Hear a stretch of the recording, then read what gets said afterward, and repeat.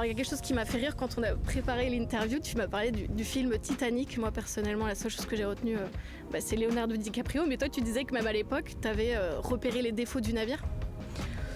Leonardo aussi, mais j'ai parlé de cet exemple du Titanic, j'en parle souvent quand on a des collégiens qui viennent et qu'on leur présente notre métier, parce que donc il y a une séquence entre deux plans de Leonardo, on a l'ingénieur qui parle de son bateau et qui explique le cloisonnement étanche. Ceux qui l'ont regardé, qui ont retenu, on parle aussi des embarcations de secours, des canots de sauvetage. Il n'y en avait pas assez, et voilà, c'est pour ça aussi qu'il y a beaucoup de gens qui sont morts pendant le naufrage du Titanic. Donc voilà, je donne souvent cet exemple parce que c'est peut-être romancé, bon, je leur dis qu'à la suite de ça, il y a eu les réglementations qui est arrivée, réglementation internationale, les sociétés de classification, ça permet d'introduire là-dessus.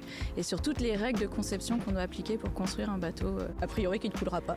Et est-ce que c'est un peu exagéré de dire que si toi t'avais été là en 1912, le Titanic n'aurait pas coulé? On n'aurait pas eu ce super film? Non, je pense que c'est vraiment... oui, c'est exagéré. C'est exagéré. Après, on a un ensemble de règlements à suivre et les navires à passagers, c'est les bateaux qui sont les plus complexes d'un point de vue de conception, compartimentage, étanchéité, stabilité. Donc maintenant c'est des compartiments étanches, voilà. Ce qui veut dire que si un des compartiments c'était celui de l'avant, je crois pour le Titanic qui prend l'eau, le reste du bateau... Normalement reste sec.